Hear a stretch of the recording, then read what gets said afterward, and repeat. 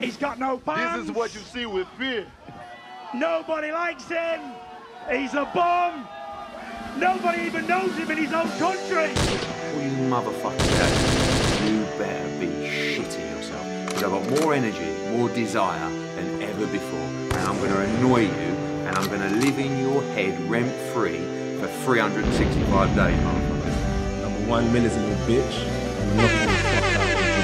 There's no doubt about that. I smashed your buddy, your playmate, your playboy, your nightclub buddy, and I will smash you the exact same way. There's only one Tyson Fury.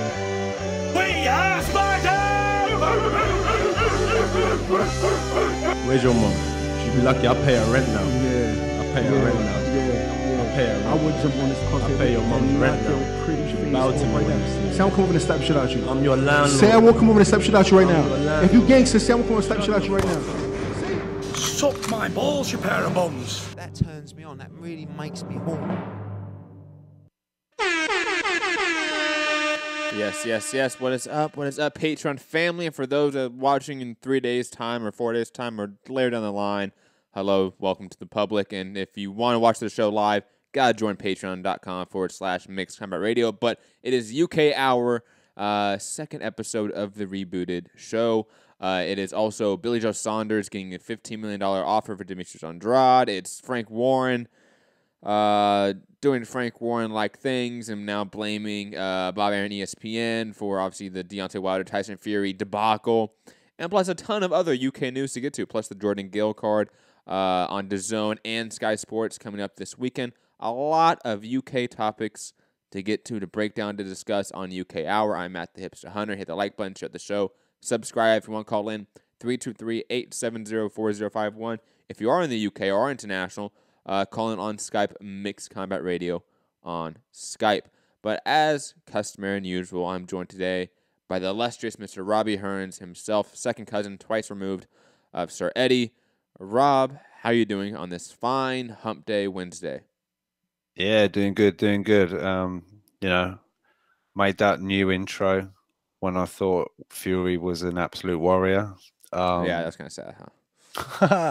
I've got other sound bites. I could maybe make another new one.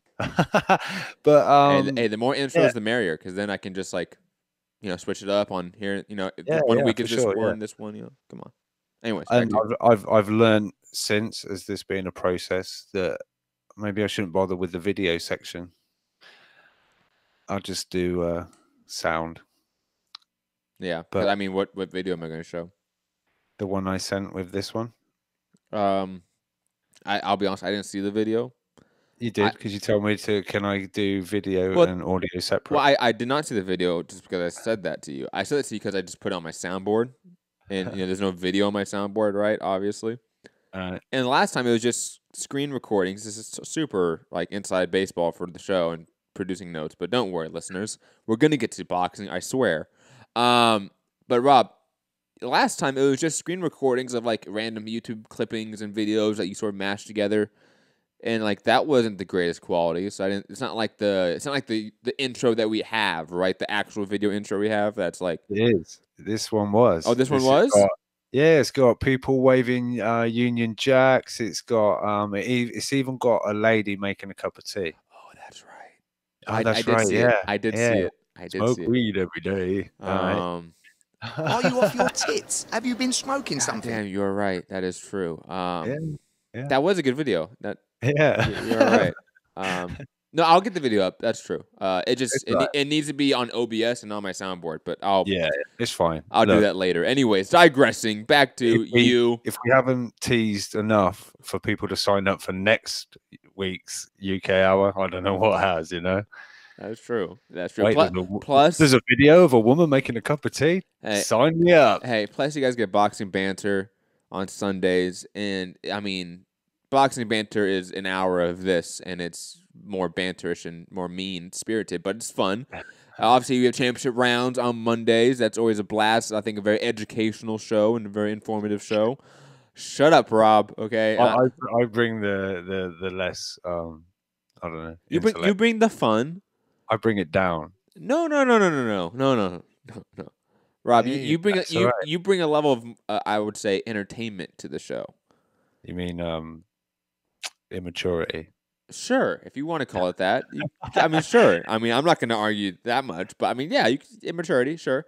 And obviously trending now on Fridays with me and Fugatti. Of course, Rob is too pussy to show up. It's okay. I just don't know pop culture. That's it. I don't know what's happening. But see, that's the best part, Rob, because similar to how like Fugatti is like the ultimate casual on the show, right? He just sounds smart. I don't think people are like clued in on that yet. But like Fugatti is the most, I would say, not misinformed, but uninformed person on this panel. But yet, he sounds smarter than both of us, I would say, and that sucks. That veil will drop soon. I think people will pick up on it. The second starts doing more shows and stop stuck in this work. But digressing, obviously trending now on Patreon. We have 4 Patreon shows per week, all for $1 a month. I mean, that's 16 shows per month. Again, all for $1. What sort of, I would say, quality for you buck are you going to get for podcasting content per week for Patreon? And then on top of that, like we do what, a daily show, I would say, on regular YouTube. Obviously, Monday through Friday, it seems like we do a show a day. Saturdays, I'll be live fight chat. Sundays are review shows. So if you're out there listening right now, and it's 3 days from now on Saturday morning, like, damn, I wish I saw this live, go join a Patreon right now. All the proceeds go towards the show. Go towards overhead cost for software, for hardware, all that stuff, for travel costs to get us places to do interviews.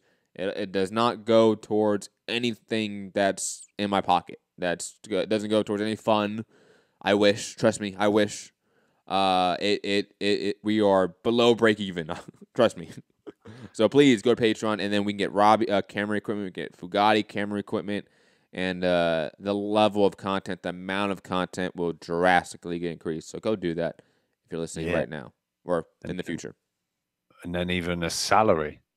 Oh, whoa! Let's not get whoa! I'm trying to find a soundbite right now. Say what? I don't have that up. Damn it. Sometimes I feel discouraged. Yes. That's us thinking about salaries. It's like, wouldn't that be nice, right? If I can cut myself a salary. Come on, YouTube, pull your finger out. They're just mad that you know what? I shouldn't have added them the other day when we were. Oh yeah, we were banned. See, I broke my own rule, man. Yeah. This Click. is the problem. Hang on. MCR podcast. Oh, they're applying for monetization. Let's just put that off for another 3 months. That's what happened, right? That's YouTube. Yes, shout out to YouTube and the monetization effort. Quite upsetting. But anyways, digressing. I swear we're going to talk about boxing.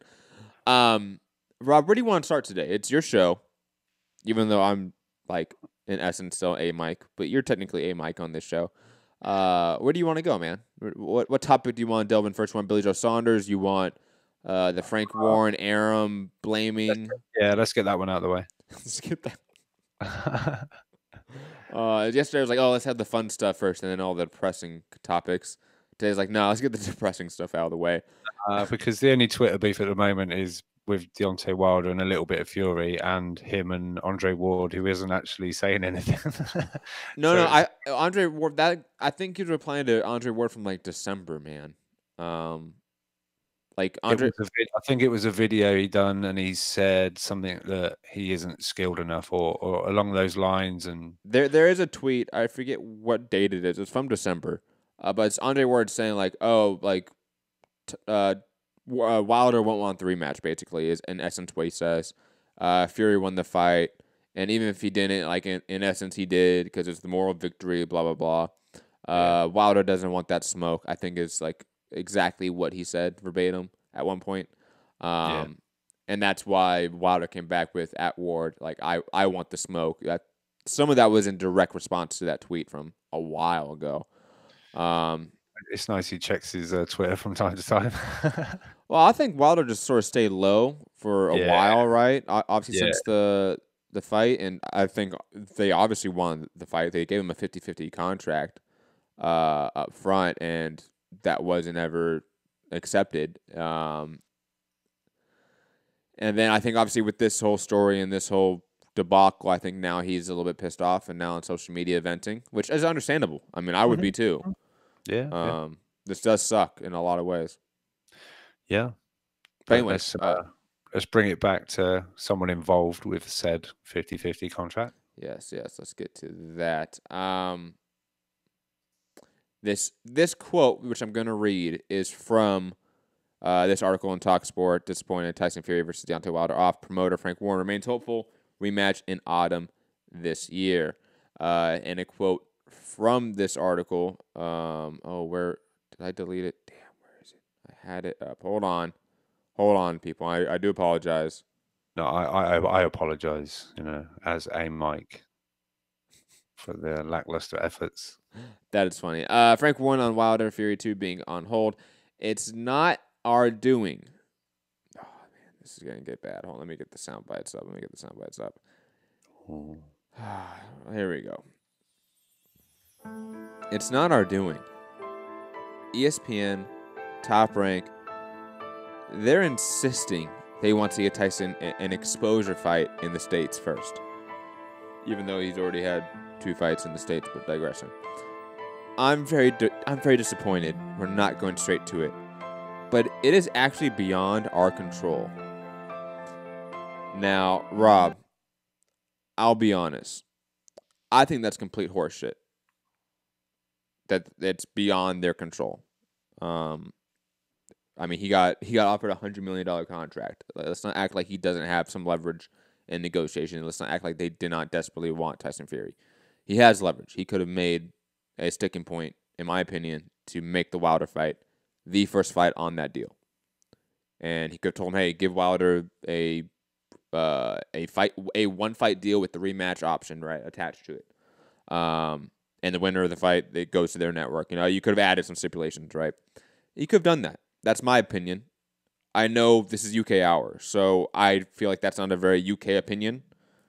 And I'm not making this about fanboyism. I'm just saying, like, hey, this is the perspective, right? This is a show about the UK side of it.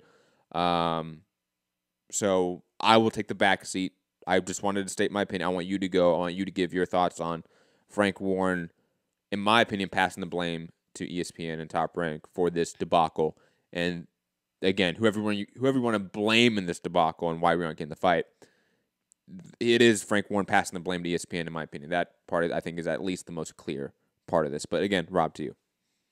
Well, look, it's not necessarily a show about putting out the UK opinion on it. It's UK news or whatever. So you can, have your own opinion on it. It's fine. Yeah, look, I've seen a whole bunch of UK people that were, bigging up Fury and everything going into the fight and after the fight, and Wilder come off looking in a lot of people's eyes like, got a bit of home cooking, he's been protected, he's been gifted a draw.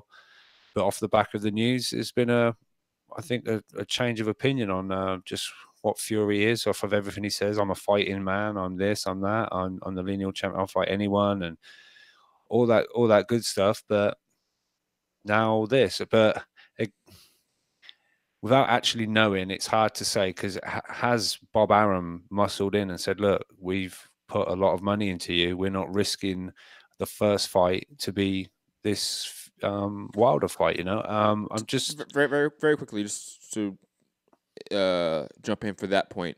I think if, let's say, we're talking post signing the deal, you can't have that discussion then, right? The discussion I'm talking about, the one of Tyson Fury saying, hey, look, the first fight of my deal needs to be Wilder. Yeah. That conversation needs to happen before you sign the contract.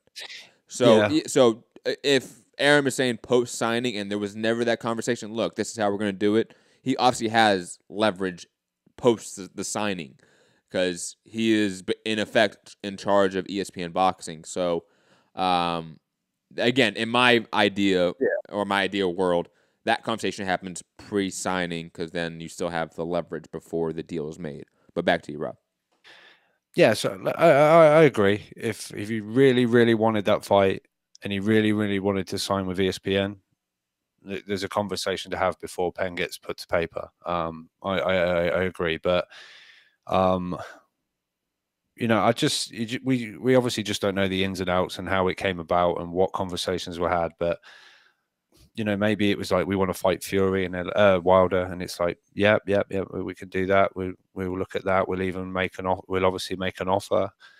Because I mean, look, Fury was talking purse bids and stuff, so I don't know how much he was necessarily involved. He done interviews. He goes, look, I've got lawyers, I've got MTK Global, my management side. They all take care of it. I'm not too sure. When these fighters say those things, we've heard that from a bunch of fighters with a lot of things. I don't really know what's going on in the back. I just focus on the gym and doing my work in the gym. I've got a team behind me that look after all that good stuff.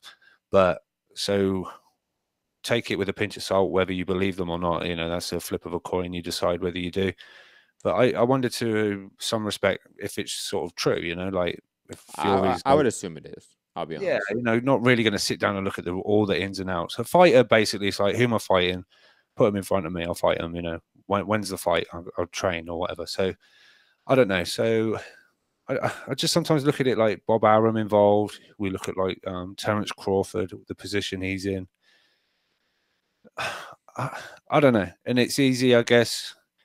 Warren's like, look, it's out of our control, this, that, and the other. So it's as if, like, is Frank Warren Tyson Fury's promoter anymore at all?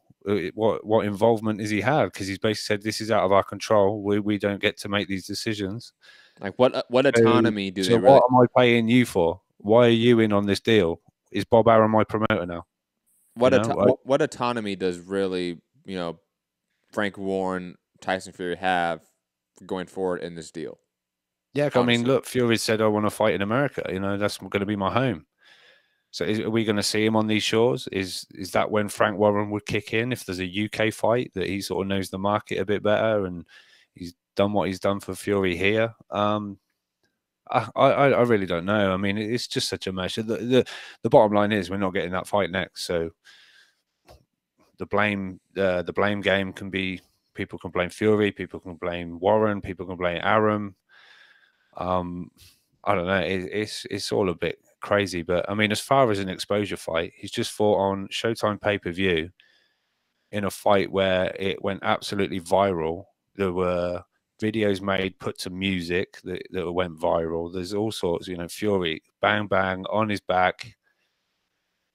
Let alone the media. Wilder doing blowing the kiss and shaking the shoulders and like, haha, motherfucker. And then the face of like, holy shit, he got up. Like, let alone the media tour they both took pre and post the fight.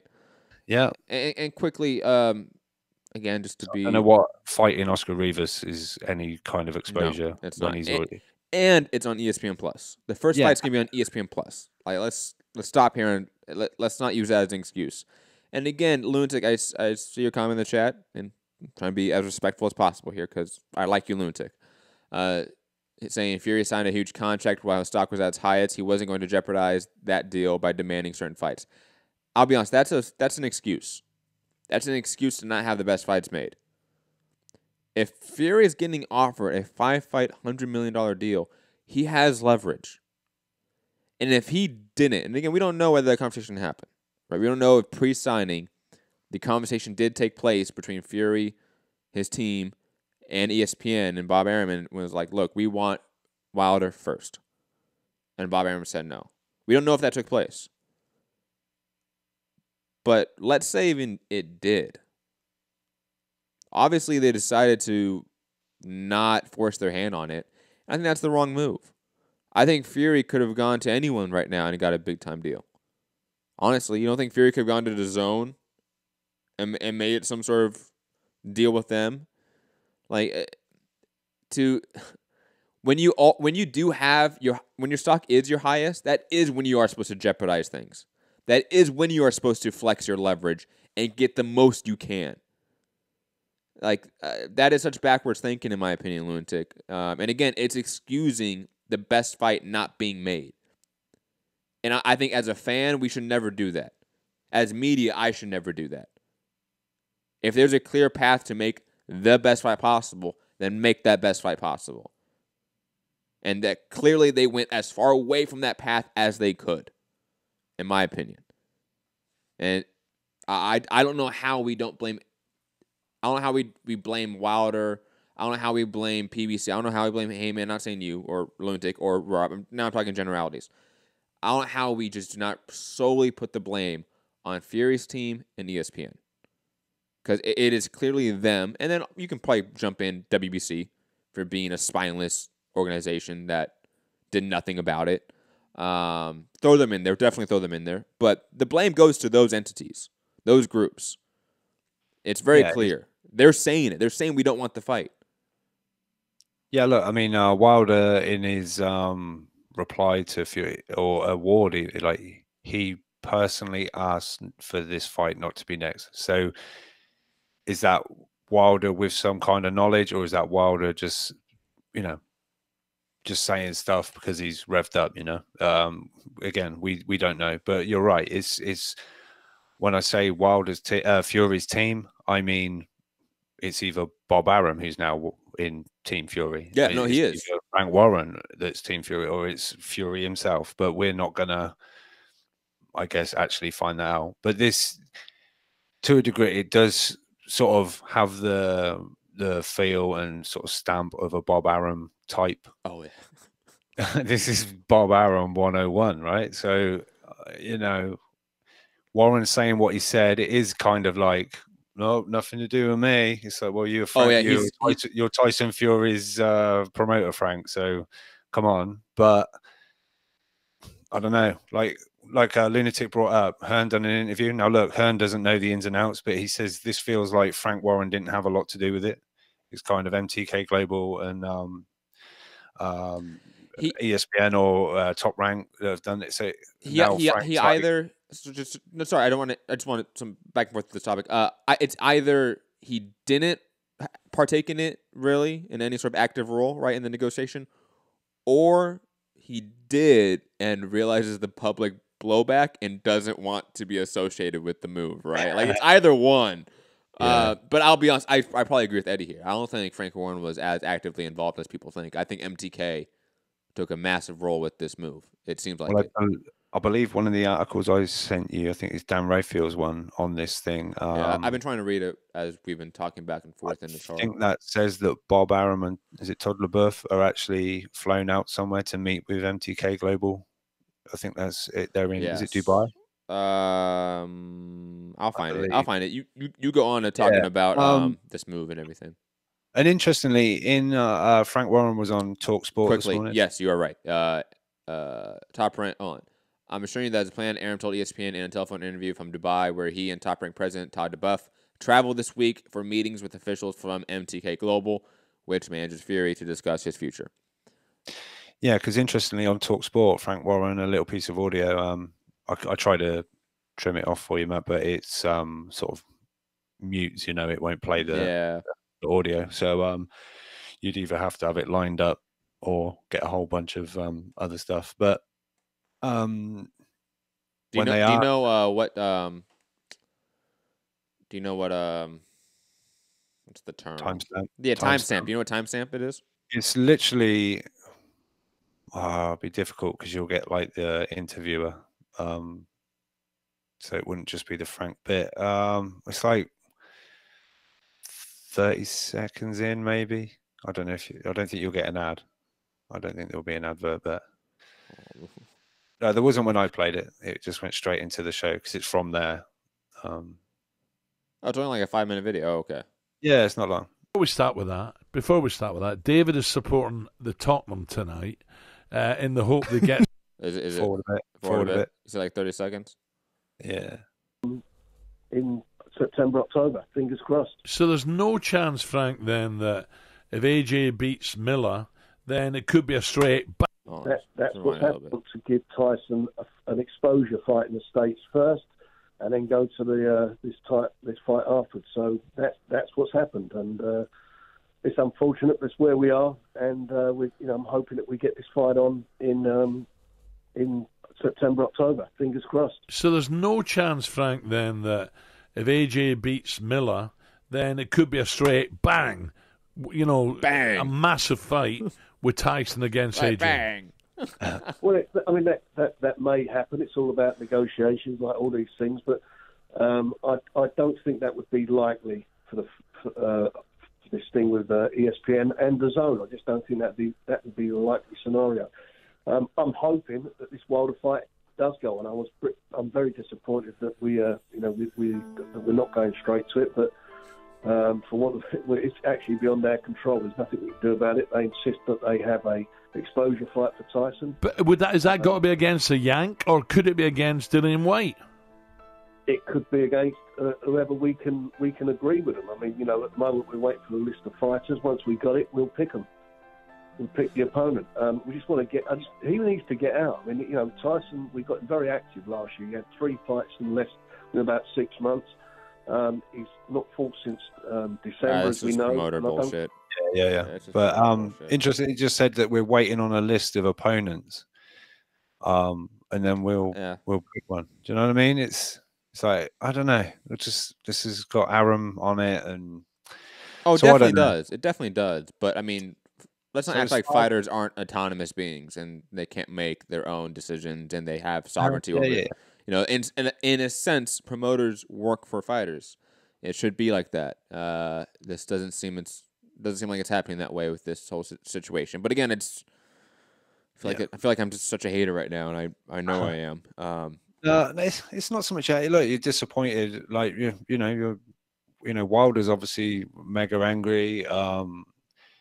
He had it in his head. Now I know some people are saying, look, you could have taken the Joshua fight by now. You could have done this. Going after the undisputed fight, but you've held out because you've wanted to fight Fury. You fought Fury, and then there was a draw. Now you feel like you've got to, play it straight back and do it again because there's a public opinion about it, and a lot of people feel so. He wants to vindicate himself, which is, I understand, and there's a lot of people pissed off this hasn't happened. I'm just reluctant to always place it straight on the fighter because I think the fighters will always fight. Get a fight made and I'll be in the ring, no problem. And people saying that he's scared, he felt the power, he was knocked out. He doesn't want that again. No, you're absolutely right. No. You are 100% right. I think fighters often don't understand their own leverage, their own power. Right? I think that is often really the issue here, not more so fighters scared. I don't think Fury's scared of Wilder. That just doesn't seem likely. He's a guy that came off of being 370 plus pounds, right? And fought Wilder off of 2 shitty tune-ups, when no one else wanted to fight Wilder. So I don't think Fury is the guy to be scared, right? I think it's more of he doesn't quite understand his own sort of leverage business-wise, and B, how to sort of be in control when it comes to business practices, negotiations, his brand, etc. He definitely seems like a guy that wants to hands off when it comes to that, have somebody else run it, and he pays them, and he doesn't care about that. And some fighters are like that. I like you said that, Rob. Some fighters are 100% like that. They're the cowboys out there, just out in the old west, just living on their own and doing their own thing. I get it, but I think it would be obviously better in an ideal world that wouldn't be the case. Fury would be self-aware enough to understand, you guys offer me $100 million for 5 fights? Okay. I'm in control of this negotiation now. Where's the meme of, what's the movie, I'm the captain now, right? That's Fury. If he really was savvy enough, or if he was even in the room, I don't know if he was in the room. I don't know if it was just MTK officials. I would guess it probably was. He probably was? He wasn't. I mean, that. Okay, yeah. I'm picking up what you're saying now. If he was in the room, if he isn't, that's an issue in of itself. He would say, okay, I know what I want now. I want the Wilder rematch. It needs to be ESPN pay-per-view, and then you have me for 4 of the fights. And that's just the way he does it. And I think ESPN, even if they were like, oh, let's not do that. If Bob Arum was like, oh, let's not do that. I think Fury, his brand, his sort of stock right now, as Lunatic said, is high enough. He could have been the captain of that negotiation. He could have been in control, and he could push back and won. I think he could have easily got his way. But I don't think he was there, like you said. I don't think he was actively a part of this negotiation process. I don't think he really cares about it in that way. And that ultimately hurts us, the fans. For sure. Whether he meant to or not, it doesn't matter. I don't care. It did. The actual cause and effect of it made us not get the fight, and I think it made most of us unhappy. Like if you're out there cheering this on, like screw you. Honestly. Yeah. I mean, look, the ripple effect is Fury's going to be in a shit fight. Wilder's going to be in a shit fight. Dillian White's not going to have a fight. Well, that will be a shit fight. You know, so with missing one great matchup, we're now getting 3 shit ones. You know, Chisora 3. Oh, please. Yeah, so I don't know. And like you said, his stock, his leverage, and this, that, and the other. I don't think it's.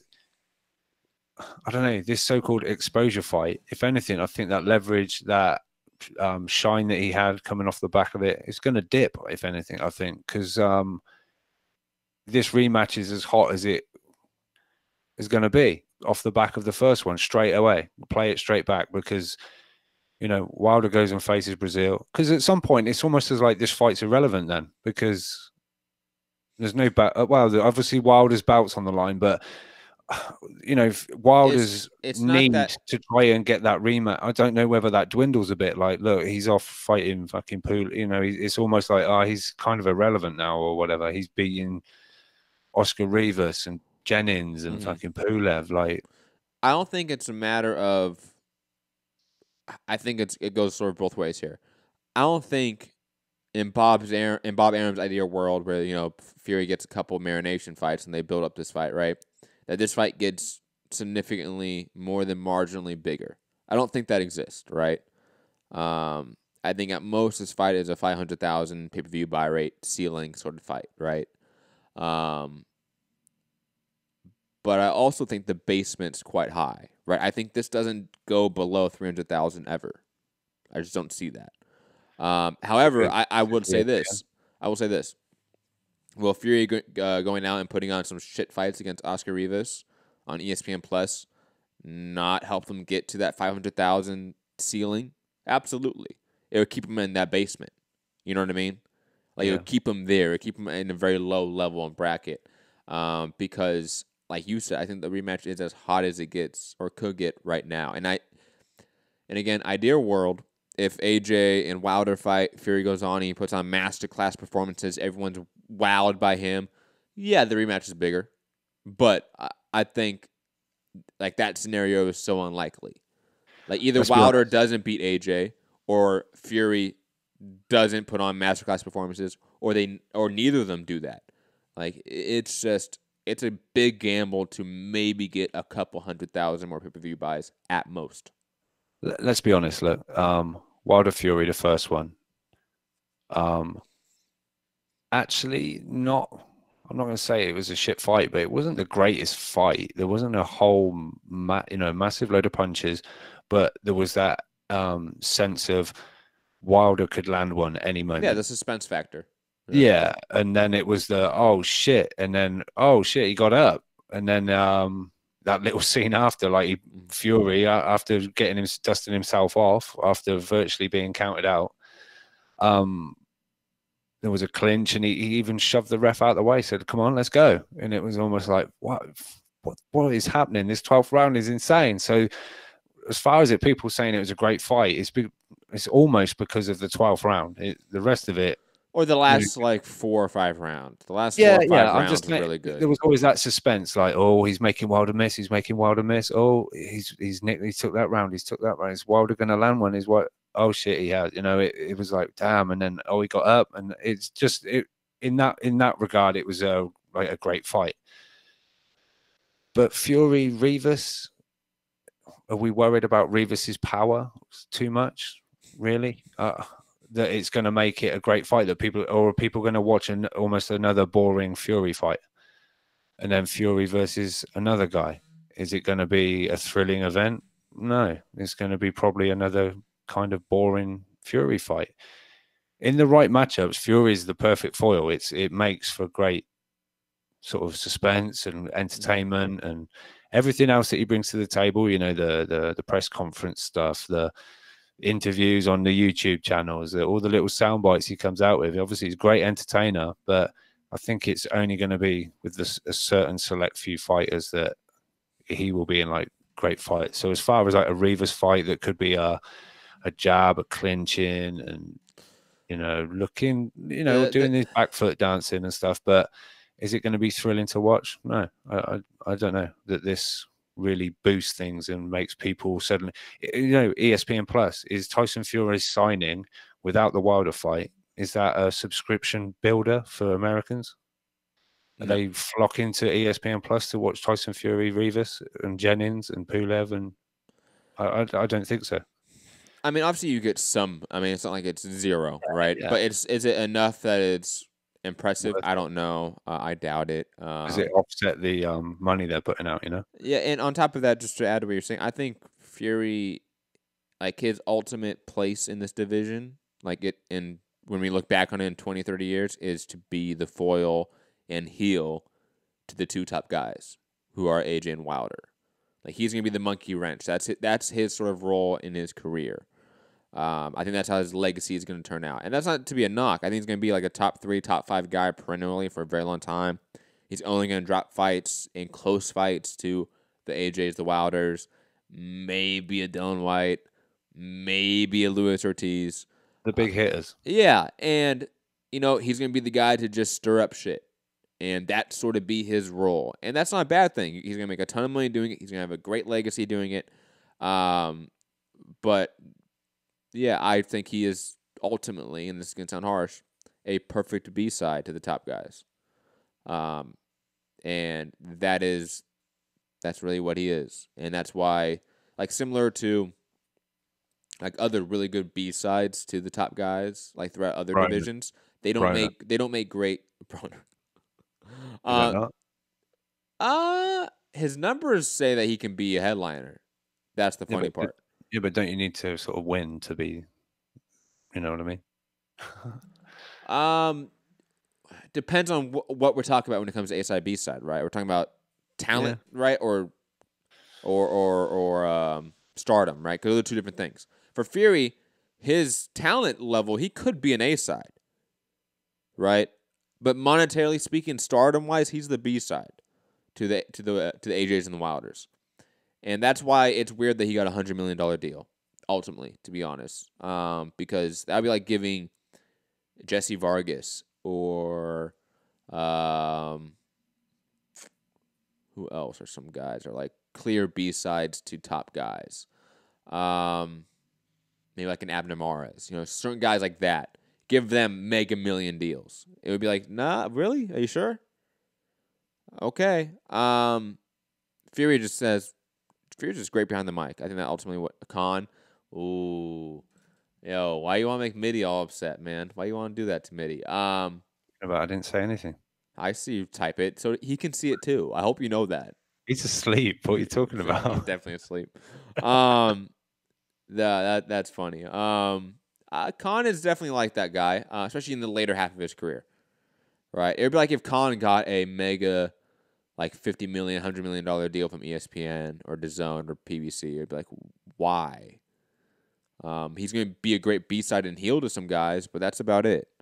Danny Garcia, probably another guy like that. But anyways, digressing. All I want to know is that glove depreciating right now? Yes. Oh, fuck. I would say so. Fury's such a duck. Damn it. No, I'm joking. Hopefully. I like how you say that, but like he is. No. I'm not doing it. I was only joking. just quiet shots because I know this is UK hour. Right, I know this is UK hour, but this kind of ties in. What do you make of ESPN's apparent offer to Wilder to try and make this Fury fight easier, I guess? So that ties it in nicely. But Shelley Finkel's saying they're not letting we're not letting our fighter go. I just felt that's a strange statement from a manager of a free agent. I need to see the context. Okay. Like, is he talking about like Showtime? Like, let him go to a different network? Like, that's not. Maybe I'll have to read it again just to be sure as well. But it just seemed odd that if he's a manager of a fighter and he's a network free agent, and that we're not willing to let our fighter go. Well, like I've said before, I haven't said it enough as probably as I should, but there has been a little bit of a question as to how much of a free agent is he. Like, yes, in a sense, he doesn't have a multi-fight deal and contract with Showtime, but I think they do have similar to the Zone, like first and last, right? So he can't just rolling one fight deal. Yeah, and I think because of that, again, the language is often misused. Like, Wilder can't just sign an ESPN deal or the Zone deal without Showtime being able to match it. Like, he can't do that. So I think that's sort of what the conversation's about. Like, it's that, hey, Shelley's saying, hey, we're not going to let him go because he's speaking as the PBC group he is. He's being the microphone for them in that instance, and I think that sort of makes sense. I'm not. I don't think it's like. I don't think it's weird that he said that. You know what I mean? It just felt weird. I don't understand your point. As a fighter's manager, right? So it suggested like, what if he signs with ESPN? I'm out of a job. No, you'd still be his manager, right? You know, not all ESPN fighters, gave up their managers because now what? Bob Arum's their manager. Well, I don't think that's what he was saying. No, I don't know. I would have to read it again. It just seemed a bit. I don't think him saying, "Hey, we're not going to let him go to a different network." And again, I don't know if that's the verbatim quote. And what the context is. I don't think that's him saying, "Hey, if he tries to sign a deal with ESPN, I'm not going to be his manager." Those are two very different things. No, I'm just saying. That's how it sort of sounded like. That's the reason he said we're not going to let him go. I don't know. But I think you're thinking way too much into it. I'll be honest. I'll be honest. Sort of side topic. I think a lot of UK fans make Shelley to be this like evil person. Same with Al Heyman. Like, I don't know why there's this obsession with making these people seem like evil figures. It's weird. It's weird. Like, it making him sound like a fucking vampire and shit. Like, it's just odd. Like, just these are normal people just trying to do right by their people. Just like MTK is by Fury. I've seen a lot of people defending that move, but the same people that defend MTK and Bob Arum deciding Tyson Fury's business decisions and Frank Warren, are never saying, "Hey, how many people are in Tyson Fury's pocket? How many managers does he have? How many promoters does he have?" I never see that. I just want to make that a quick note on a UK hour since we're gonna get a lot of UK listeners. That, hey.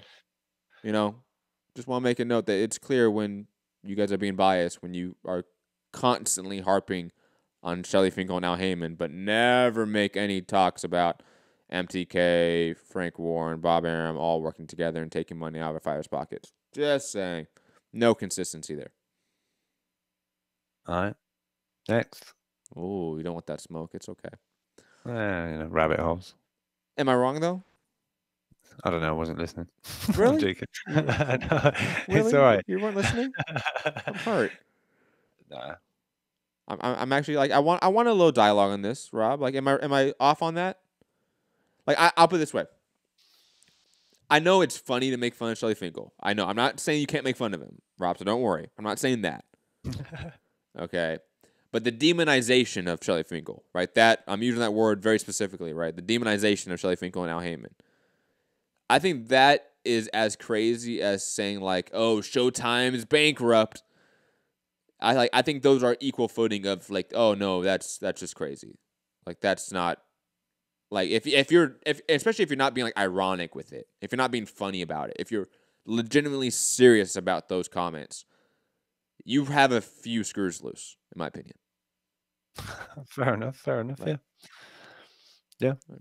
Potential Lunatics actually put the quotes in the chat there. I would like to see the article again. All right, I'll give it you later. Oh, the New Yorker. That you're saying is from the New Yorker. Type yeah, it. but it was also World Boxing News as well. World Boxing News. Shocker there. Shelley Finkel's favorite. Hey, man. Hey, everyone has to have their go-to outlet. Hey, Access Media. Sure. We talked about this before, Rob. Like, boxing is awful about it when it comes to just, how should I say this? Like all the American news outlets. Some are pro-Trump, some are not pro-Trump, and all that kind of thing. No, but it's worse because it's like boxing. I think it's like quite apparent, like which outlets get which interviews with which promoters, with which entities. Like. It's pretty clear, like, who gets access to who and who might be a little bit biased because of that. But digressing from that. I wonder if ESPN will, if it looks like they want the rematch at some point down the line, whether they're going to report on Wilder's progress while he's still fighting over on Showtime in the meantime. Because obviously we heard that AJ stuff was cancelled. I don't know if the Canelo stuff... Oh, you didn't see that? You didn't see what was said about that? Richard Deitch, who was the person that sort of broke that news about the AJ Miller media circuit on ESPN being canceled, he has said that the Canelo Jacobs one, which is today, right? I think it's today and tomorrow. Yep. They have them scheduled for everything, apparently. And allegedly, like they're not going to cancel it. They're quite aware of the PR backlash they received. So Canelo Jacobs is going to get the full ESPN. I forget what the term is. It's he said car wash. Car wash, yeah, the car wash treatment. Like you go through the whole thing. So that's what's going to happen. Canelo Jacobs today and tomorrow. You're going to see on ESPN. And follow up. I'm curious if going forward now they realize, hey, let's not do that. Moving on. And also, whether they get AJ Miller back in studio and scheduled for ESPN interviews when the fight is closer during fight week, stuff like that, that will be curious to see. But yeah, I just want to make a quick point about that since you mentioned Canelo Jacobs. What do you want to go to next? We have, obviously, the Billy Joe Saunders. You want to go to that next? Let's do Billy Joe. Let's get that out of the way. Let's do that. It's Billy Joe Saunders being offered a rumored $15 million bid from Eddie Hearn. Rob, hold on, something on my screen. Rob, your thoughts? Yeah, interesting. Is he still in some kind of contract with Frank Warren? Is he again like fight by fight? Is it something that can actually work, or is it throwing it out there? Eddie sort of confirmed on IFL, I think it was, that it might not be a co-promotional offer though. It might just be. I think it's like to sign it. I don't know, or I'm not sure. But he kind of said a big offer was made to Billy Joe, and this was for that because he was questioned as to what does Billy Joe do next because of this WBO situation and with Ramirez saying no, I haven't vacated or whatever. He said, well, as it stands, he's still fighting that other guy. I don't know if that fight's still happening. Yeah, but he was just saying but he did get a very big offer from us, and it was for he come back to this Andrade fight where he was going to make a shit ton of money, which we know he was on the other end of the split this time, because he lost the bout via the failed test. So he was on the wrong end of the. He was getting the champion split the first time round before it all fell to pieces, and then now he's getting the challengers, the mandatory challengers split. But it was going to be a massive offer, and the Canelo Jacobs winner was part of it. So I don't know. It's an interesting one. I don't know where Billy Joe stands, like I say, contractually to consider this offer, but if he is free to go, then again, how long has he been saying he wants Canelo and he wants Triple G and he wants this, that, and the other? So I don't know. I think one. I think it depends on what the MTK / Frank Warren, because again, I don't know who really is in control of the negotiation process for Billy Joe Saunders because he is. Well, very quick. MTK Global basically done the deal with Eddie Hearn the first time around because it got done before it went to Perspage, right? Yes. It basically came out that Frank Warren wasn't involved with that because people were saying, "What? Eddie and Frank sat down and made a deal? Get out of here!" And Eddie kind of said, "No, it was us and MTK." So I'll be honest. Even the article states this, and I kind of agree with. I think it's Phil J. I like Phil J. He's a good writer, good journalist. I agree at this point that why wouldn't MTK, as a sort of like a policy, sort of move Billy Joe Saunders to an ESPN deal? I think that's a very likely outcome. And obviously, he's not going to get a big time deal like Fury is, right? He's not. But you don't think Bob Arum want to make a Rob Brandt versus Billy Joe Saunders fight for the regular belt for the WBA, right? Like, hey, don't shake your head there. And on top of it, Bob does have Gilberto Ramirez at 168/175, whichever division Gilberto decides to do. Like he has some pieces at 160 pounds and 168 that I think at least Bob Arum would want Billy Joe Saunders to face. Like Bob Arum in his mind, like, ooh, that's a good chess piece to sort of put with this board. I like it. Well, what if I told you Frank Warren said they're going to offer Chris Eubank Jr. the rematch, but he doesn't think Chris Eubank Jr. wants that fight? So Billy Joe Saunders forever trying to get Canelo, Golovkin, this, that, and the other. Signs to ESPN. Is he gonna be chasing that IBO strap? I don't know. I think he chases the check, and I think MTK and we know like Frank Warren and Bob Arum / MTK and Bob Arum have a very good working relationship. Like we know, Frank Warren's cards get shown on ESPN Plus. Like we know that they have that deal. It just seems like a pipeline. It really does. It seems like it seems BT Sports, ESPN / Bob Arum and Frank Warren have a working relationship where they share content, and Sky Sports and DAZN share content, right? Like it seems like those are the two camps you're in. If you're a UK fighter that's on both networks, right, or in both, I should say, markets, you either DAZN and Sky, or you BT Sports and ESPN. There's no mismatching there. Or this strange offer from Warren that he thinks he's going to make. You're either ITV and Showtime, like Chris Eubank Jr. is. Or that's another. That's another sort of group. Obviously ITV and Showtime / Fox. So how realistic that fight of getting made with this offer is not very, I would suggest. I don't know. No. Especially as part of the reason apparently Fury's signed to ESPN is so he doesn't go to Showtime and get robbed again. I'm not fighting on Showtime. So pick your head back up and talking to the mic. I didn't say anything. I just put my head down, man. Because fight could have been on Fox. Could have been Fox pay-per-view. But anyways. God damn it. We were so close, man. We were so close. Why can't we have nice things? We don't have a single great fight on the schedule yet. Well, Canelo Jacobs in a great fight. That's close. It's close. Oh man, you are fucking. I'll put it this way. Look, I'll put it this way. You know me. I'm always been like a fan of Jacobs, but some people that I know that I respect in their opinion, right? And their like sort of analysis of the game, they're picking Canelo wide, and I'm sort of now doubting myself. I'm like, man, it is Canelo. He's looked incredible lately. Like, maybe he just gets past that Jacobs jab and just starts piecing him up, and it's a really one-sided fight. Plus, I'll be honest, and I know 2K hour, but DAZN does, I think, hurt the exposure. So, like, when I talk about great fight, I'm also including its ability to transcend our bubble, to get into the public zeitgeist, so to speak.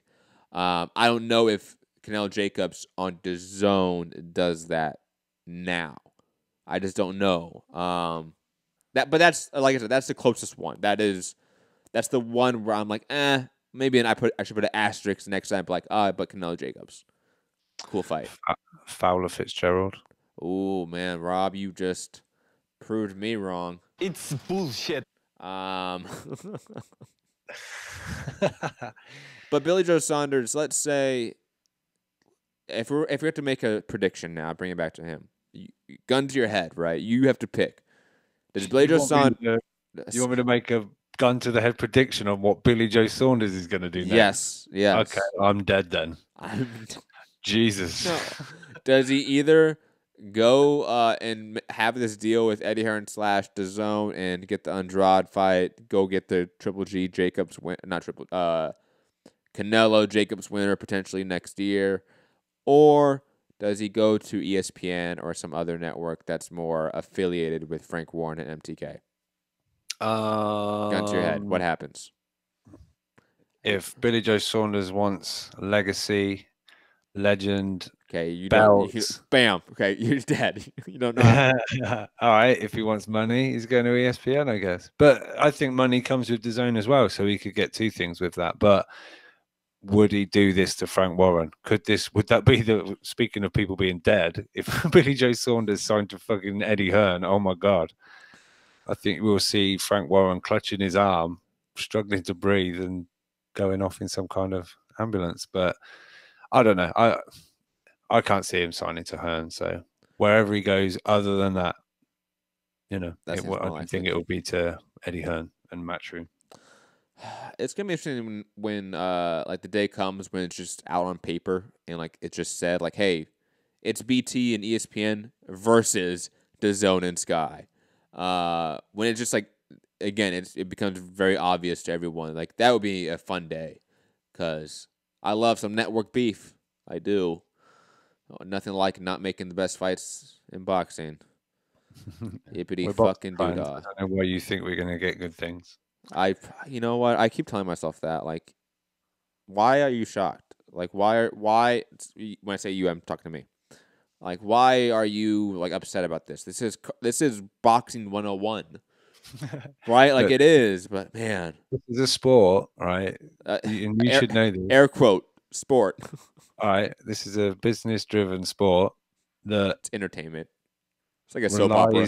Relies on people like you and I to either buy a ticket or buy a pay-per-view, but 99.9% of the time don't give two fucks what matters to you or I, because as long as it's making them money in whatever regard or it's best suited for them, they're going to do that.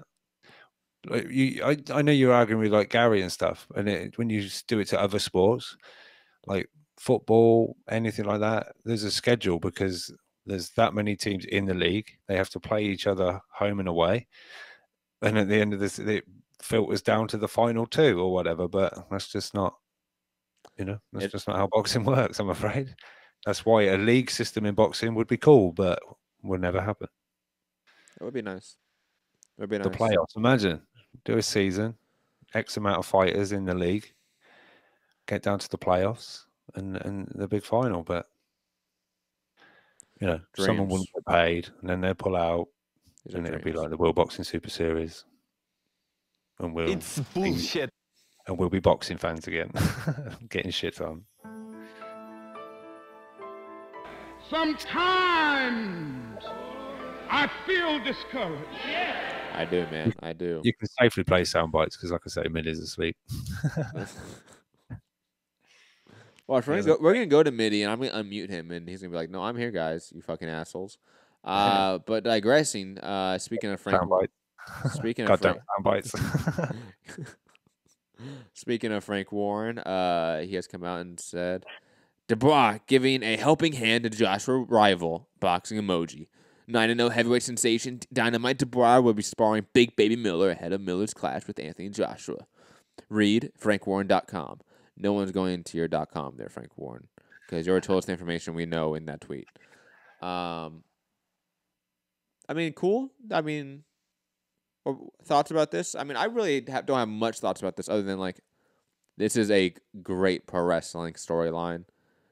And if boxing was more like MMA, this would be a bigger topic of conversation, because MMA is far more like pro wrestling in terms of like promotion. But this is cool. but that's all I really have about it. Your thoughts Well, on for Daniel me- Dubois sparring and Joe Miller?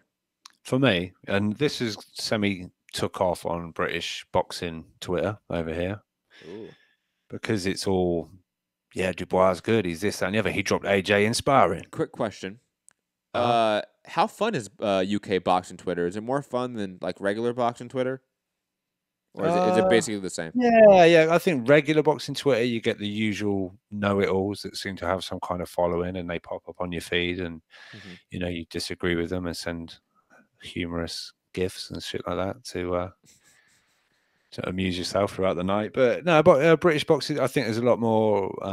I guess it depends who you follow, but there's a lot of fighters, you know, back and forth. I mean, I know you like beefs, but are the Frank Fowler Warren Fitzgerald right now is very good. That is a good beef online. I will admit that. It's going on for the last month, so it's been you know, back and forth occasionally. Fowler would say something, and you know, he won't be able to bite his lip any longer and come out and say something.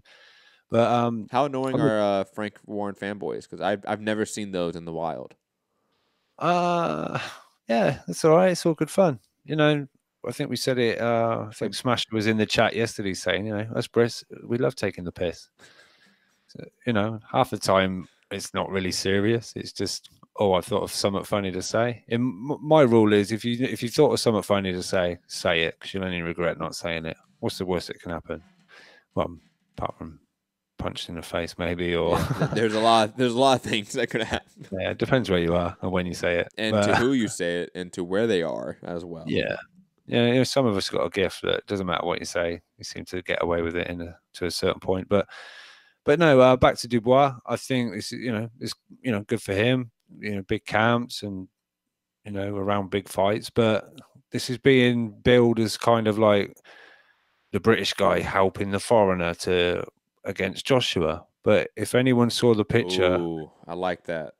But if anyone saw the picture of when Dubois went over to so-called help Povetkin get ready for Joshua, he looked like he had fucked Povetkin right up in that spar, because Povetkin's picture didn't look too clever. So if anything, is Dubois going to put a bit of a beat down on Jarrell Miller? Who knows? Is it really helping out Joshua? I don't know. But interestingly, so tonight it's all sort of going off around Dubois allegedly knocking Joshua down in sparring. He said it in interviews that he'd done it. But speaking of Anthony Fowler, who does like, you know, he has things to say. He can say, just fat thumbed it off my screen 1 second. But basically, Anthony Fowler was saying he can say all what he likes. Let me find it quick because I want to obviously get it right. Where is it? A little clip of Dubois. He can say it till he's blue in the face. He knows deep down it never happened. I was there and watched the spar. So Anthony Fowler's poured cold water over the Dubois apparently knocking AJ down in sparring. But yeah, there's not a great deal to say about this. It was just, you know, young British heavyweight going out to spar Jarrell Miller in preparation for the Joshua fight. But a little bit of UK news, obviously, for UK Hour. So, you know, that's basically it. But good for the young man. Good experiences. Obviously, traveling the world and sparring these top 10 heavyweights. You know, so good for him. I agree. And plus, like, Dubois has been getting good sparring with all the greats, like, recently. Or it's not greats, but, like, all the top guys recently. Like most prospects do, like Big Baby, AJ, Wilder. They all spar like the Klitschko's, etc. when they were moving up as well as prospects. So it's kind of customary. And it seems like it happens a lot more in the heavyweight division than maybe in other ones. But I think we have, one more topic to get to? The Jordan Gill card. You want to just briefly break down that one? I don't have much thoughts about it. Anthony Sims Jr. on the card as well. But yeah, back to you, Rob, if you want to sort of break down this card in any sort of depth. I'm out of my element here, I'll be honest.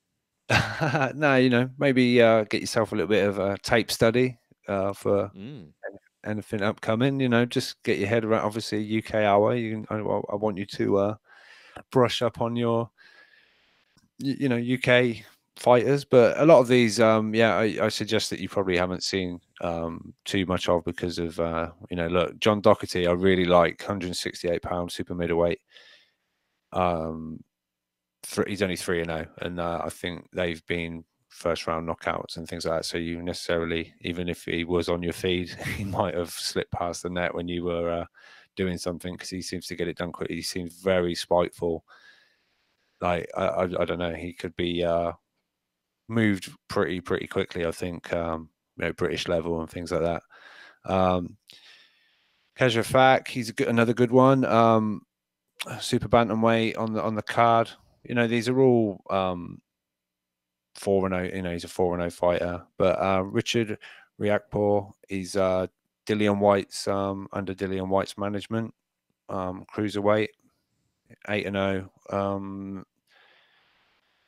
Yeah, I like him. He's good to watch. Obviously, Anthony Sims Jr., like you say, for any of our American listeners, I don't know how much they've seen of him as well, but he's been quite a hit over here. He's done good interviews with Kugan Cassius. He's been over and fought here already, I think. He's making a bit of a splash over here, so sort of becoming sort of a little cult following. But the main event, I love it. Jordan Gill, very skilled, I really like Jordan Gill. It's a nice fight. It's I forgot what it was for. Oh, the vacant WBA International Featherweight title. I just really like him. He's very slick, skilled fighter. Kind of gone under the radar, I guess, to almost up till now, really. It's sort of, unless you're sort of obviously on the UK scene and follow, you necessarily. I just, it's nice that DAZN, the American fans, if they're watching proper, boxing hardcores, they're going to know the name Jordan Gill. So, be a good card. Hopefully, you guys enjoy it over in America, but I'm going to be tuning in on Saturday night. I don't know if maybe you want to do something for it, but we'll see. No, I'm good. You can. You can do like a little 2-minute, 3-minute breakdown if you want post fight. Okay. All right. I'll start. Just send me the raw video. I'll put it on the overlay and everything like that. Don't worry about it. All right. I'll sum up the card, when it's done and dusted for the channel. But yeah, I don't know, as the current aim might, because you look distracted and bored out your brains. Sorry, I'm responding back to haters on social media. Oh man, you know me, man. You know. Want me to leave you to it? That could take a while. You want to go to Coach Mitty, see if he's awake? Mitty, wakey. He's muted. Mitty, how does he do this every time? I don't think he's actually asleep. I think he just does this now as like a bit. Look, he's deep in camp. He's putting in that work. He's got his little Yo. Yeah. Oh wow, he's awake. Hey. Guys, sorry, I just got back home. I'm just doing some food. You're just doing some food? Are you cooking? Cooking, man. Hey, went a little bit American Pie on us then. Yeah. No, not doing it like that, man. How you doing, man? How's camp? Oh man, tiring, man. I'm just gonna eat a little bit and then go to bed, man. How you been, like? We've been good. Doing our thing, but I don't know. Hour. Yes, it's back. I don't know. Have you been keeping up with events too much? What's been going on in the boxing world? I know you're in your bubble. Not much. Like obviously the big news. I've heard like obviously Fury not fighting Wilder for the rematch. But I haven't kind of like listened to any interviews or anything. Obviously, I have my opinion about it. I think it's I don't know. It's like it's a shame because like that's what we want to see. But hey, I don't know, man. Like I'm used to Fury pulling moves like that, right? So, yeah. And I told you guys before, right? Wilder is very lucky that he didn't lose that fight because Fury would have never have given him the rematch if he won anyway. So he would have said, Yeah. "Hey, I'm retiring for 2 months and then I'll come back later or whatever." Right? So, Yeah. I'll let you get a um, fight scheduled first, and then I'll make a comeback. yeah, but I mean, like, I think it's an indication of what you know. I guess like Bob Arum believes that Wilder is or isn't in the U.S., right? And because I'm pretty sure that you know it's not good for boxing fan for a start, but it's not good for Wilder either, right? Because I'm pretty sure that Wilder cannot go and do a pay-per-view fight now, right? And that's good tactic when you just think about like um, promotion and negotiation. Like you let Wilder fight. I don't know who is gonna fight if it's Brazil or anything, but I'm 100% sure that whoever is fighting is not fighting on pay-per-view.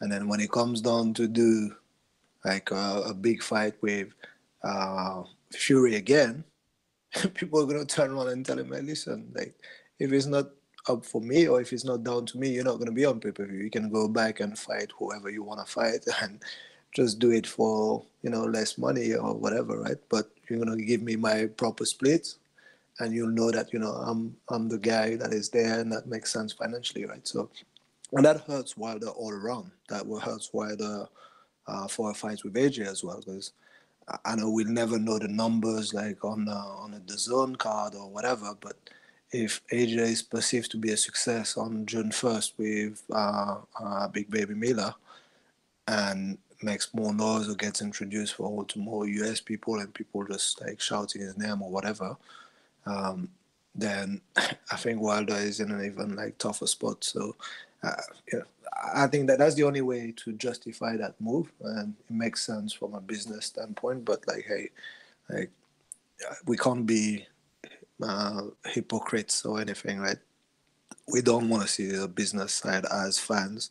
We want to see the better fights, and I think like if Wilder did that to Fury, we'll be saying, "Oh, Wilder is a dog, is this and that." So I think Fury is like it's not a great move, like from a sport point of view, especially when you go on and say, "I'll fight anyone, anywhere, wherever you want." Da da da. Yeah. Well, not Wilder and not next, right? So it's not Yeah. anyone and it's not anytime, right? So, Yeah. so there you go. What do you make of Frank Warren sort of deflecting the blame, saying this was out of our control? Yeah, I mean, I think he's right.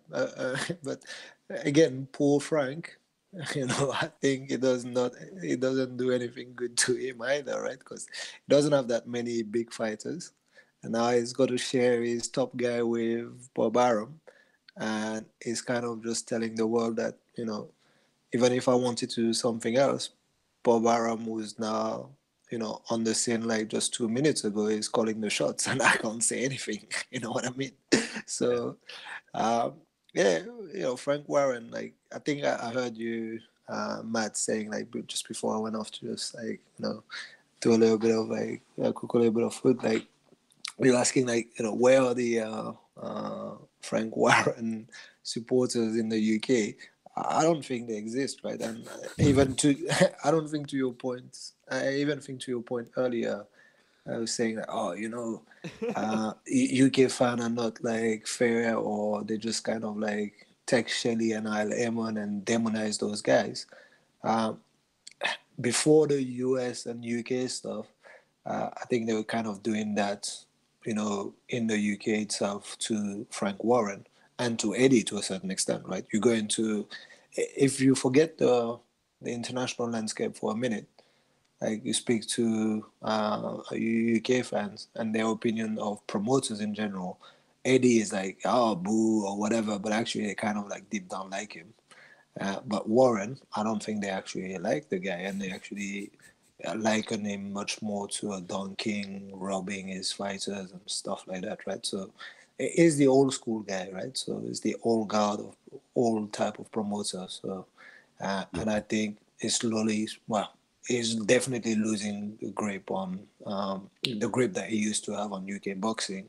He's made a little bit of a resurgence like over the last 2 years or so, but I think it's he's gonna lose it again, right? So, and there's no real succession on his side. That's the sad thing, right? So Yeah, he's kind of, I guess, been lucky that Fury decided to come back. He's had Warrington with this recent, like, obviously Warrington, that's becoming true. world champion. But other than that, that's the problem. Warrington is like is at a weight where people don't really care, except if you are like a genuine like boxing fan, like we are. But it's never gonna reach the casual outside of Leeds with Warrington, right? So, no. But Billy Joe Saunders would have been one, but again, like he's got like all the loose cannons in boxing, right? Fury, Billy Joe Saunders, like So no wonder he looks like he does, or Frank, you know. But very quick in the chat, Potential Lunatic said Warren has burnt his bridges with a lot of UK fans, padding his fighters' records and cancelling shows, etc.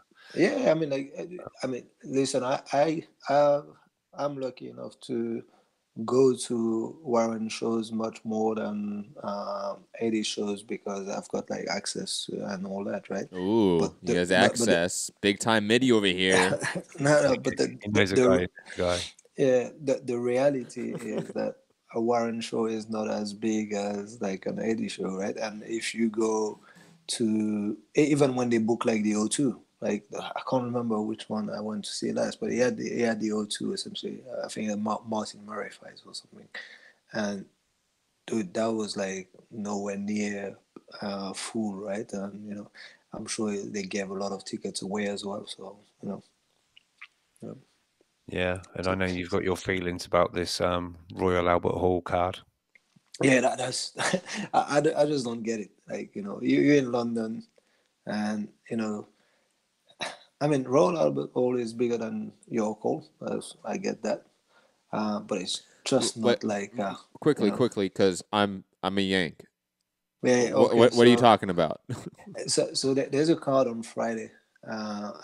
Again, like a Frank Warren card on Friday. I believe like headlined by who, like Yard, is it or no? I don't think Yard is on it. So right? Is it? Interesting. Just pointing out very quickly for all the listeners here, UK listeners. Yeah. When Rob sends me topics for this show, because remember that this is Rob's show. He runs this show, right? He's the one that picks topics. He only showed and only picked the UK. Sorry, I should say the Sky card, not the Frank Warren card. So I do apologize that it's not on the list, listeners. Rob is obviously anti Frank Warren and pro Eddie Hearn. No, Rob is also Yard is on it, right? But Rob is also out of the loop. I didn't realize this was a Friday card, even let alone this coming Friday or whatever it is. So. Yeah, but he's got Dubois on it. Like, isn't it Dubois with Cojano or something like that? Liam Williams versus Joe Melenda, Johnny Garton against Chris Jenkins, Anthony Yard against Travis Reeves. Okay, so Yard is on Dubois, Cojano. I honestly didn't realize that was. Who the fuck is that guy? It's gonna have like Nicola Adams also on it, like so. That foul out, I think. Yeah, I think she got injured or something. Yeah. Oh, damn. Like so, but anyway, like so, it's interesting. Like Johnny Garton is like, it's kind of cool because it's like a local London guy. I think that's what makes sense. Like you're pulling all the London boys. Like so, Yard will bring like a few people. Dubois will bring a few people. Johnny Garton will bring a few people, and you know. But Royal Albert Hall, just to let you know, Matt, this is like the place in the middle of London, central London, in a posh place in South Kensington or Knightsbridge. It's basically where you see all the people that usually go to the opera, and it's not like the boxing crowd, the boxing crowd at all. It would be like Bob Arum putting like a Sarkat or Rungsviat fight in like Beverly Hills. So, something like that, man. It's just already Hearn putting on that. You usually see like the old Bob Arum's because he's a US people. promoter. They'll just like go to the theater and say, "Shh, no noise, come on." You know what I mean. Like, so, meanwhile, Sweet Caroline. Yeah. Ba, ba, ba. So I think they're gonna have like a shock in Knightsbridge or in South Kensington when they see like the boxing crowd out there. Right? So, some naked boxing fan on top of their fucking Range Rover. Man, they're not even Range Rover. They're Maserati type of guy. Yeah, like, Range Rover is cheap for them. Aston Martin, yeah. I'm just picturing when that last time I saw Frank Warren card live when there's fights in the crowd and Frank Warren's on the microphone. Stop fighting. You're on TV. You're embarrassing yourselves. I can't wait. Yeah, but so that's the kind of level of like the cars that it has, like the security and all that. I mean, like anyway, but yeah, no, like I don't know. The card I don't think is great, and I think it's like a lot of mismatches, right? So all the home fighters are supposed to win. Yard is going to look great. Dubois is going to look great. They're almost going to, hospitalize their opponents, which is terrible, right? So Kajani went all 12 rounds or 10 rounds, whatever it was, with Nathan Gorman. So the comparison is waiting to be seen what Dubois does with him, because obviously Dubois and Gorman is something. Yeah, probably that's the only fights that probably would be okay. That's a bit of a better matchup, and it makes sense because there's a story there. If you're gonna build Dubois and Gorman, then it makes sense to have that fight in and see what's the barometer and see what Dubois can do, really, right? So and also rumor is that the WBA, the WBO are close to ordering Anthony Yard Kovalev. Get out of there, man. So Yard, if you listen to Yard's trainer or anyone around him and all this, someone who talks to you or everything about timing, it means let me duck for another 2 years or so.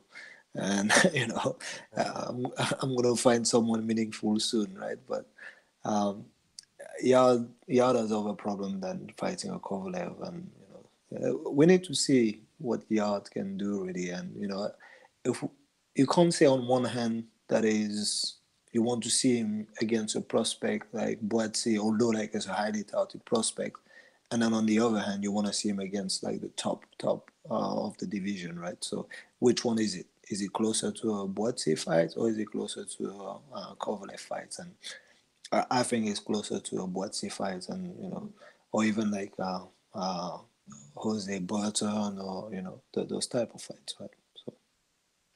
Yeah. We just want to see, Yard sort of tested. Do something. There's a lot of people big on him. There's no secret. You know what I feel about Yard, but at the same time, I can't really be a hater, right? Because you have to credit someone who's a late comer to the sports. You have to credit someone who's doing things his own way, who's learning on the job and all those things, but also understanding the sports and knowing the reality of it. They're building his career in the best way they think for him, right? And just making sure that he can just make decent money out of it, because he's got a good image, I guess, right? So you look at Yard and that's what you want your fighters to look like. I don't know so much about personality, but it seemed they seem to be doing well and building him in the right way. So I think it's much more about managing his career than just putting him into fights that he's going to lose and then we're going to burst the bubble and say, okay, what's next for Yard?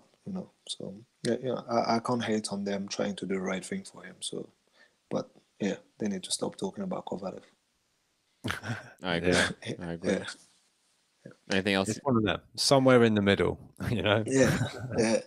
Find someone. Cool. No, I mean, nothing else. I'm not so sure what other subject you touched on, but that's pretty much it for me. Well, thank you for the call, Mitty. Always appreciate it. Thank you, guys. All right. Enjoy your dinner. Rob? Yes. It's that time. It is. It's that time. Time to head out of here. Final thoughts. Frank Warren, Bob Arum, ESPN, MTK, Tyson Fury, all of them combined are to blame for us not getting Wilder Fury 2. That's my opinion, based off the clear, factual evidence we have in front of us. But digressing, this is UK Hour, so go Fury, go Gypsy King. Whoop-de-fucking-do. We didn't get the fights we want. Goddamn. Anyways, and Billy Joe Saunders. doing Billy Joe Saunders like things. You know, I think it was either Mitty or you, Rob. I think it was Mitty that stated like Frank Warren has like the 2 most like unreliable boxers, something to that effect, right? I forget how it was worded. Loose cannons, something like that. Yeah, loose cannons. Yeah, Fury, Billy Joe Saunders. God knows what those 2 will do from day in, day out. God, I would hate to be their promoter or manager. Honestly, Rob, that'd be a full-time job in and of itself, right? To manage one of those guys. Oh, it'd be atrocious. It'd be awful. Anyways, really anyways, you know where to find me, Matt Hunter, MCR, all platforms. Hit the like button, share the show, subscribe, listen on podcast form, drop that 5-star review. And if you're listening post this fight being live, it's because you're not on Patreon. Go to patreon.com/Mixed Combat Radio, where you get 4 shows per week on Patreon, and of course the daily free show on YouTube and podcast form. Have a great day, great night, wherever you are. Peace. Rob? Yeah. You know, Warren instantly pushing that blame out on Aaron. You know, trouble in paradise, and we ain't even had a fight yet on the deal. But you know, we were talking about potential matchups for cards. We had Hernan Espinoza, Dan Rayfield, Mike Coppinger. Could we see the Legends League versus Bob Arum and Frank Warren by the end of this 5-fight deal? Who knows? Could be interesting. One to watch, obviously. But look, Fury's gone and made the money. One side of you can't fault that. He's looking after his family the best he knows how. But as a fight fan, we're not getting the fight we want. But should we be surprised? Probably not. You know, sort of got form in this department. And like I say, we're boxing fans. We don't necessarily get what we want when we want them. Hopefully the WBC's, I don't know what they can do, but are they gonna forget that they mandated and ordered Brazil and White to fight? We'll wait and see. But it's all a bit of a mess, really. But yeah, like Matt said, if you've missed this, that's because you weren't signed up to Patreon. As little as $1 a month, you get this show, you get championship rounds, you get boxing banter, you get trending now. You know, a lot of stuff over on Patreon. You know, obviously more than $1's even better. That's very nice of you. Appreciate it. You know, like Matt said, it's for equipment, and I want really good equipment. So,